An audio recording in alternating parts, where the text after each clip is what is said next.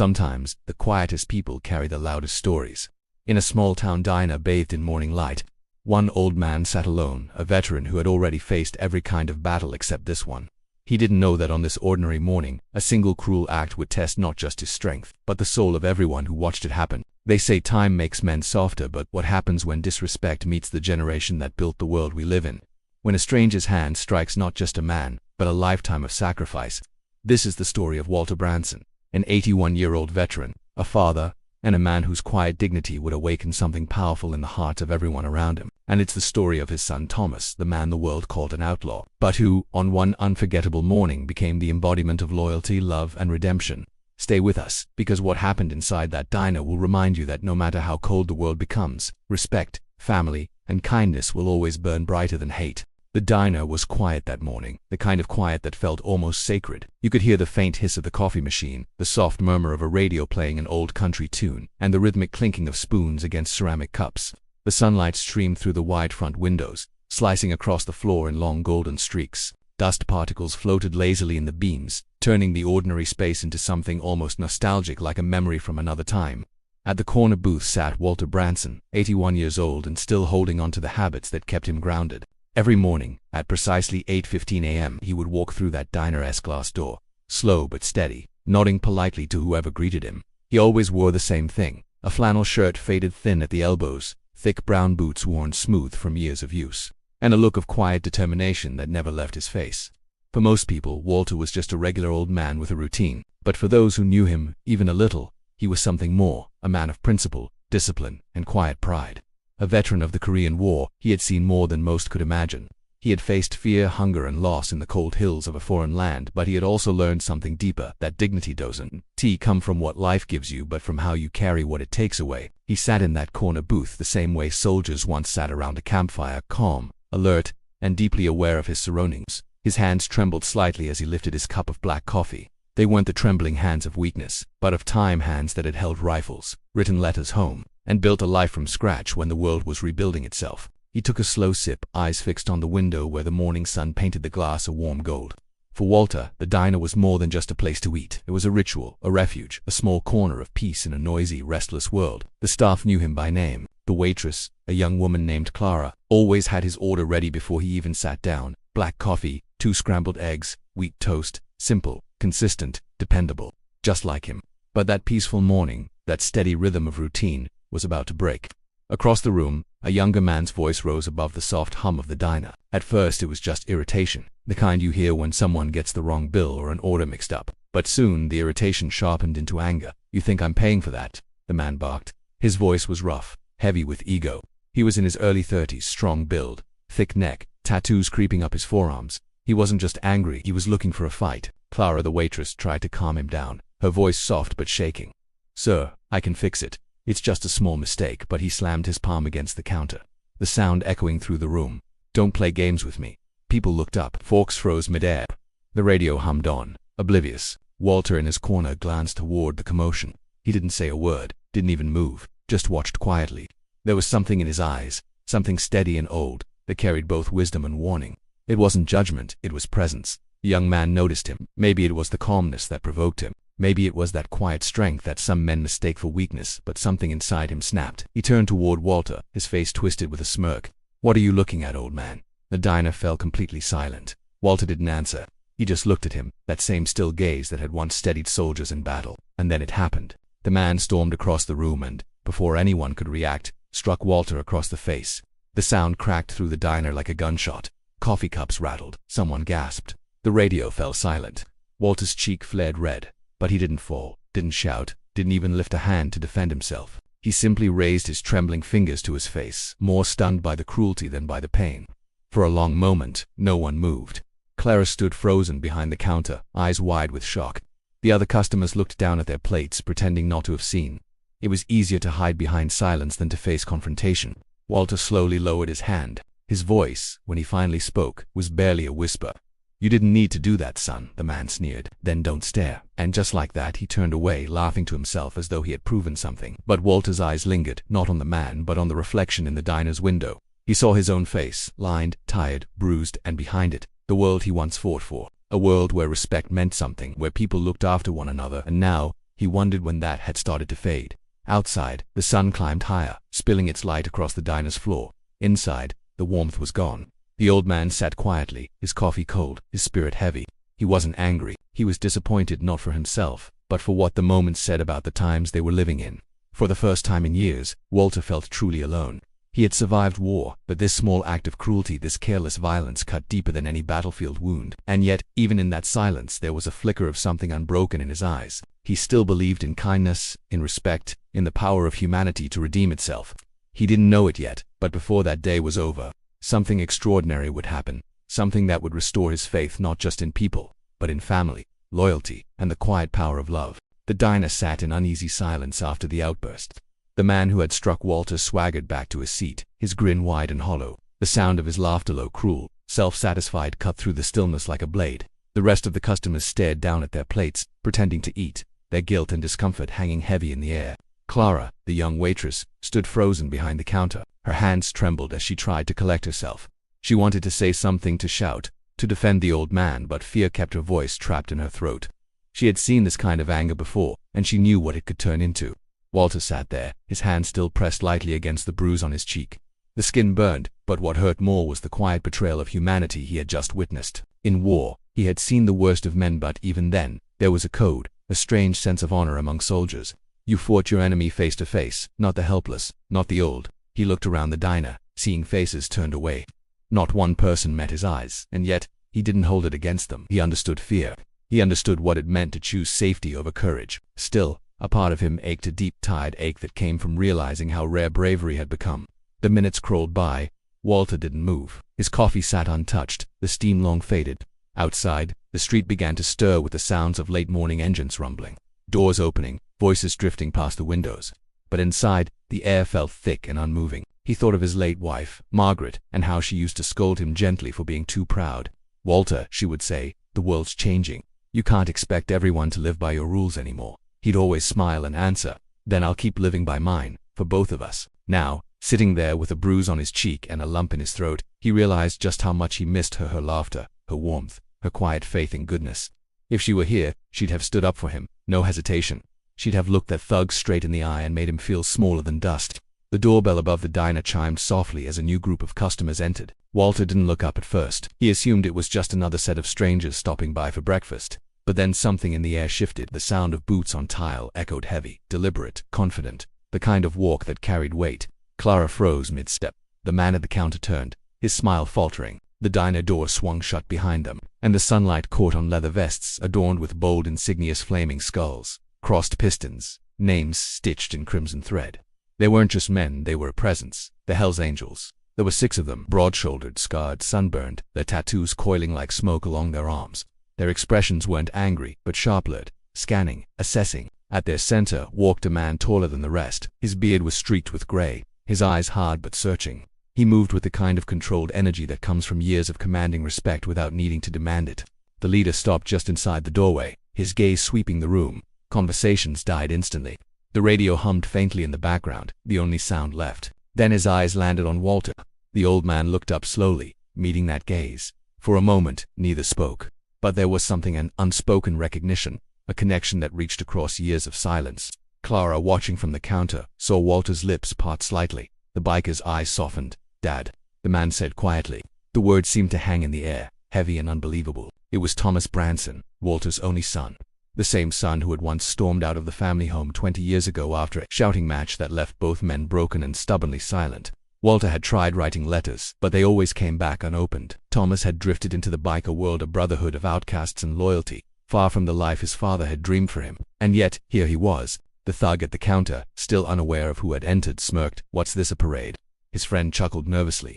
But the laughter died when Thomas turned his head toward them, his eyes cold and unreadable. He didn't say a word. He just walked forward, slow, deliberate steps that echoed like thunder. When he reached Walter's booth, he stopped. The old man looked up at his son, emotion flickering in his tired eyes. For years he had prayed for this moment, not the reunion he imagined, perhaps, but the one that destiny had chosen. Thomas slid into the booth across from his father. For a long moment, neither spoke. The silence between them was dense with memory, regret, and something unspoken but still alive. Finally, Thomas reached out and laid a calloused hand over his father's trembling one. It was a small gesture, but it carried the weight of 20 lost years. The other biker stood quietly behind him, forming a wall of presence. No words, no threats, just quiet, unyielding loyalty. Walter blinked slowly, his lips quivering as if to speak, but no words came. He didn't need them. The look in his son's eyes said everything. And in that moment, amidst the fear, the silence, and the lingering smell of coffee, something in the diner changed. It wasn't just about a man defending his father. It was about forgiveness, honor, and blood, recognizing blood even after decades of distance. The thug at the counter finally noticed where everyone's attention had turned. He straightened up, his smirk returning, trying to mask his unease. "What? You need your gang to protect you, old man," he said, forcing a laugh. The customers watched, breath held tight. Clara's hands gripped the counter. Thomas didn't look at the thug. He stayed seated, his hand still on his father's. He was calm, too calm. And that calmness was far more dangerous than rage. For the first time in his life, Walter saw his son not as the reckless boy he had scolded, but as the man he had become, strong, loyal, disciplined in his own way. Whatever came next, Walter knew one thing for certain. This wasn't going to end in violence, not if his son could help it.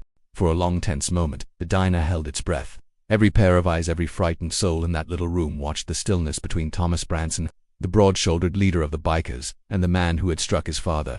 The clock above the counter ticked softly. The smell of burnt coffee lingered in the air, and in the middle of it all sat Walter, silent, bruised, but strangely calm, as if he knew what was coming yet also hoped it wouldn't.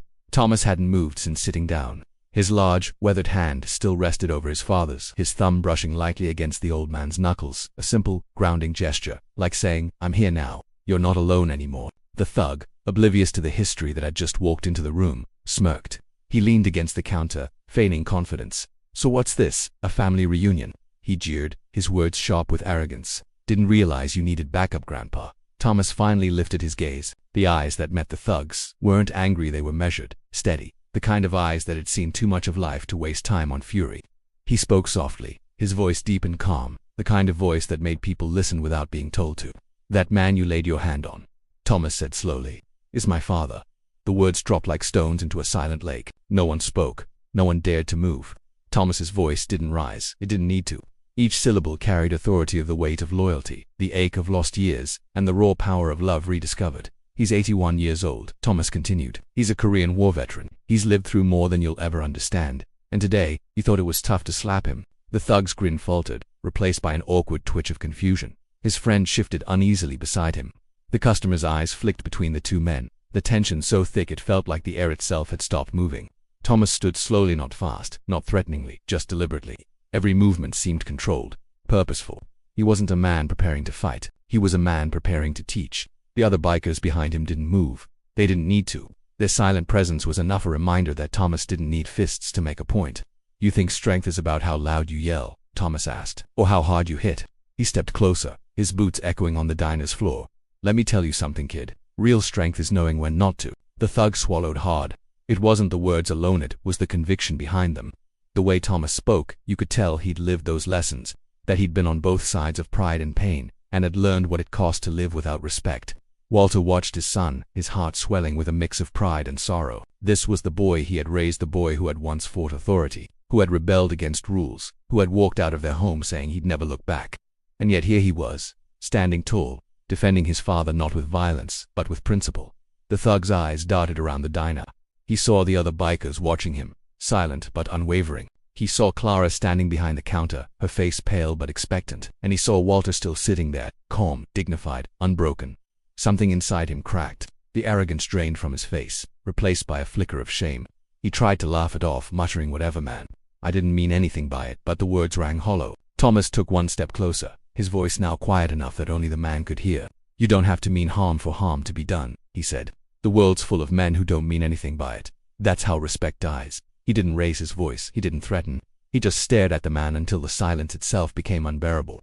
Finally, the thug broke eye contact. He backed away, his bravado crumbling with every step. The door jingled faintly as he pushed it open and stumbled outside, mumbling something under his breath. No one followed. There was no need. His shame would do what no fight ever could. It would haunt him, force him to confront himself in quiet moments when no one was watching. For a long moment after the door shut, no one spoke. The room remained still, the tension slowly easing, replaced by something softer, respect, relief, maybe even hope. Thomas exhaled slowly, then turned back to his father. Walter looked up at him, eyes glassy with unshed tears. "Thank you," he said quietly, "not for standing up for me, but for standing tall." Thomas sat back down across from him. For the first time in years, father and son faced each other not as strangers divided by pride, but as men connected by understanding. The waitress Clara came over hesitantly, her voice trembling. "Sir," she said to Thomas, "thank you for not, making it worse." Thomas gave her a faint smile. "Sometimes," he said, "the only way to make things better is to stay calm." She nodded, still shaken, and quietly poured them both fresh coffee. The clinking of the cups now sounded different, less harsh, more human. Around the diner, conversations slowly resumed. People began to whisper, their eyes lingering on the two men in the corner booth, the old veteran and his biker son, sitting together like time itself had folded back to heal what was broken. Walter stared into his coffee for a moment, then looked at his son again. "I fought battles long ago," he said softly, "but the hardest fight is keeping your family close." Thomas nodded, his throat tightening. "I know," he said, "and I'm sorry it took me so long to come home." Walter smiled faintly. "You're here now, son. That's all that matters." The rest of the diner faded away as father and son shared a moment of peace. Outside, the world moved on, the cars, the sunlight, the hum of life. But inside that little diner, time seemed to pause, giving space for forgiveness to breathe.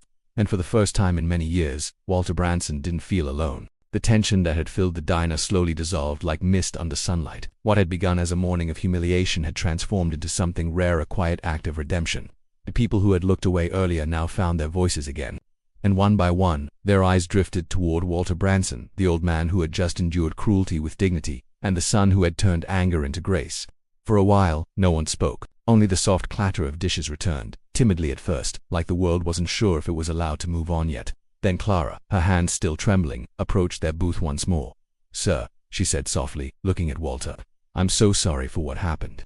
No one should ever be treated that way." Walter smiled faintly, his face calm, the swelling on his cheek still visible. "You have nothing to be sorry for, young lady," he said. "You've shown more courage just standing here than most people ever do." Her eyes filled with tears, and she nodded quickly before turning away, trying not to cry in front of everyone. Thomas sat quietly across from his father, his fingers wrapped around the warm coffee mug. He wasn't sure what to say. The silence between them was heavy, but not like before. This silence was alive. It held the things words couldn't express: regret, love, forgiveness. He looked around the diner, scanning the faces that had gone pale earlier. People began to murmur small, uncertain apologies aimed at Walter. One man even stood up, walked over and said, "Sir, I should have stopped him. I didn't. I'm sorry." Walter nodded, offering a kind smile. "Sometimes doing nothing teaches us more than doing the wrong thing," he replied. "Don't waste the lesson." The man lowered his eyes, ashamed but grateful for the grace in those words. Outside, the sun climbed higher, pouring through the windows and bathing the tables in golden light. The air inside felt lighter now, as if the diner itself was exhaling after holding its breath too long. Walter looked at his son. "You came back at the right time," he said softly. "I don't know how you knew, but I'm glad you did." Thomas smiled faintly. "Guess fate still has a strange sense of timing." The old man chuckled quietly. "Maybe it's your mother," he said. "She always had a way of bringing us back together." Thomas looked down, his throat tightening. He hadn't spoken about his mother in years. Her death had been one of the reasons he left, a grief he couldn't handle, a silence he couldn't fill. But now, hearing his father say her name with warmth instead of pain, something in him loosened. "I missed her too," Thomas said, his voice cracking. "I know, son," Walter whispered. "We both did. We just didn't know how to share it." For a long while, they sat in quiet reflection. The years that had separated them seemed to fall away with every shared glance. They didn't need to rehash old arguments or explain old wounds. In that diner, surrounded by strangers, they found something deeper: understanding without apology. Then, one of the bikers, a tall man with a scar across his jaw, stepped forward. "Mr. Branson," he said respectfully, "we didn't know you were the boss's old man. If we had, we'd have been here sooner." Walter laughed gently. "You boys have your own roads to ride," he said, "but I'm glad you ride with my son. You've kept him alive. That's more than I could have asked for." The biker grinned, nodded, and stepped back. From that moment on, the diner began to change. What had once been just a small roadside breakfast spot became something more: a place of memory, healing, and connection. Every few days, Walter would return to his corner booth at exactly 8:15, as he always had. But now, he was never alone. Sometimes Thomas joined him, parking his Harley out front, the rumble of its engine turning heads up and down the block. Other times a few of his biker brothers would tag along, each one greeting Walter with a handshake or a pat on the shoulder, treating him like one of their own. To the other customers, it was a sight to behold the old veteran and the leather-clad bikers laughing over coffee, trading stories about war and road life. 2 generations bound by respect. The people who had once looked away that morning now greeted Walter warmly, calling him Mr. Branson with genuine affection. They remembered the bruise, But more than that, they remembered how he had handled it with calm, with grace, and with a strength that didn't need to prove itself. Clara often said, "It's funny how one bad moment brought so much good after." And she was right, because that one cruel act had set off a chain reaction that no one expected. Walter and Thomas grew closer with every breakfast, every story shared, every quiet moment of companionship. They didn't need to talk about the past anymore. They were living their peace in the present. Walter's health began to decline as the months passed, as time always demands. But even as his steps grew slower and his hands shook more, he never missed a morning, and neither did his son. On one of those mornings, as they sat side by side watching the sunlight play on the chrome edges of the tables, Walter turned to Thomas and said, "You know, I used to think the world was losing its kindness, but maybe it was just waiting for the right people to remind it." Thomas smiled. "Guess we did okay then." Walter chuckled softly. "Yeah," he said, looking out the window. "We did when Walter Branson passed away the following spring. The diner was filled beyond capacity, not just with family, but with friends, bikers, townsfolk, and even strangers who had only met him once but never forgot his kindness." Thomas stood near his father's favorite booth that day, a fresh cup of black coffee sitting untouched on the table. A silent tribute. He didn't cry. He just placed his hand where his father's used to rest and whispered, "Ride easy, Dad." From then on, the diner kept that corner booth open. Walter's booth. A small brass plaque on the wall above it read, "In honor of Walter Branson, veteran, father, friend, strength is quiet, respect is eternal." Every morning, sunlight still streamed through the window, catching on that plaque and making it shine. And if you listened closely, between the soft clinking of cups and the murmur of conversations, you could almost feel Walter's presence, steady, proud, peaceful. For everyone who came after, that diner wasn't just a place to eat. It was a reminder of what really mattered: respect for those who came before us, the courage to stand up for what's right, and the power of love to heal what's been lost. So when you walk into a diner someday and see an old man sitting alone at a corner booth, don't look away. Smile, say hello, because you never know, you might just be looking at someone who once fought for your peace and still believes in the world's ability to be kind again.